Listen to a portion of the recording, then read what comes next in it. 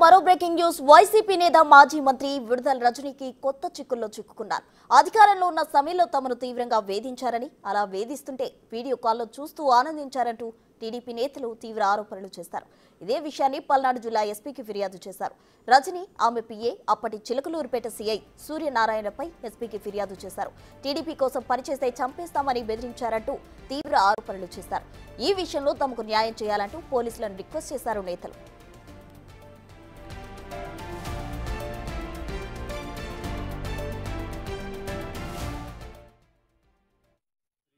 విడుదల రజనీ ఆ రోజున 2019లో పనిచేసిన సిఐ సూర్యనారాయణ వాళ్ళ మంత్రి పిఏలు ఇద్దరు రామకృష్ణ, ఫణేంద్ర కుమార్ మీద ఈరోజు ఎస్పీ గారికి కంప్లైంట్ ఇవ్వడం జరిగింది.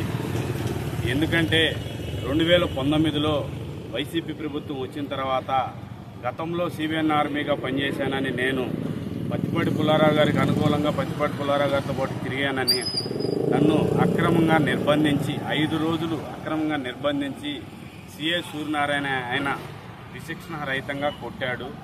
కొట్టేదే కాక ఆ రోజున ఎమ్మెల్యే తర్వాత మంత్రి విడుదల రజనీకి వాట్సాప్ కాల్, వీడియో కాల్ ద్వారా ఫోన్ చేసి వీడియో కాల్ చూపిస్తూ నన్ను కొట్టడం జరిగింది లైవ్లో.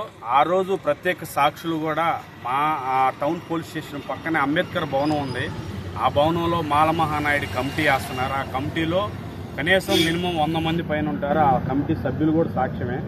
అయితే విశిక్షణ రహితంగా కొట్టి సైకో ఆనందం పొందిన మంత్రి విడుదల రజనీపై వారి బృందంపై తగు చర్యలు తీసుకోవాలని ఈరోజు ఎస్పీని కలిసి మా గోడు వెళ్లబుచ్చుకున్నాం.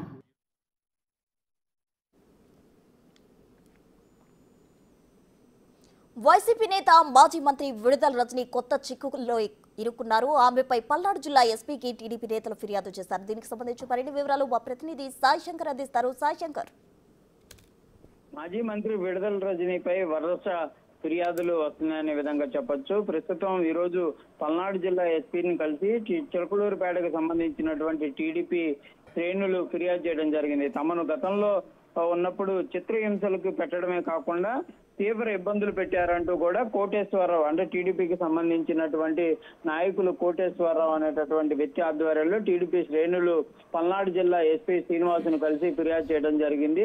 కొట్టడమే కాదు, ఆ కొట్టినటువంటి అంశాలను కూడా వీడియో క్లిప్పింగ్లు చేసి విడుదల రజనీకి చూపించారంటూ కూడా వాళ్ళైతే ఈ ఫిర్యాదులో పేర్కొనడం జరిగింది. ఇందులో ఎవరైతే ఉన్నారో వాళ్ళందరిపైన చర్యలు తీసుకోవాలనే విధంగా కోరారు. ఫిర్యాదులో కూడా విడుదల రజనీ పిఏ అయినటువంటి రామకృష్ణ, ఫణేంద్ర, అప్పుడు ఉన్నటువంటి చిలకలూరుపేట సీఏగా పనిచేసినటువంటి సూర్యనారాయణ, వీళ్ళందరిపైన కూడా చర్యలు తీసుకోవాలనే విధంగా కూడా వాళ్ళు కోరడం జరిగింది. ఈ కేసుకు సంబంధించినటువంటి అంశం పైన కూడా జిల్లా ఎస్పీ శ్రీనివాస్ కూడా విచారణ జరిపి కంపల్సరీగా కేసుకు సంబంధించినటువంటి అంశంలో ఎవరైతే ఇన్వాల్వ్ ఉన్నారో వాళ్ళపైన చర్యలు తీసుకుంటామంటూ కూడా టీడీపీ నేతలకైతే ఆయన చెప్పడం జరిగింది. కాకపోతే టీడీపీ శ్రేణులు క్లియర్ గా కోరుతున్నారు, విడుదల రజనీ అనేది గతంలో చాలా ఇబ్బందులకు మమ్మల్ని గురి చేయడం జరిగింది. ఇప్పుడు ఆమె మళ్ళీ చిలకలూరుపేటకు వస్తున్నటువంటి నేపథ్యంలో టీడీపీ శ్రేణులంతా కూడా తీవ్ర ఆగ్రహంతో ఉన్నారు. కంపల్సరీగా ఆమెకు సంబంధించినటువంటి వ్యక్తులు ఎవరైతే టీడీపీ శ్రేణులను ఇబ్బంది పెట్టారో వారిపైన కంపల్సరీగా ప్రభుత్వం కూడా సీరియస్ యాక్షన్ తీసుకోవాలనే విధంగా కూడా వాళ్ళైతే డిమాండ్ చేస్తున్నటువంటి పరిస్థితి ఉంది. Right Sai Shankar, thank you.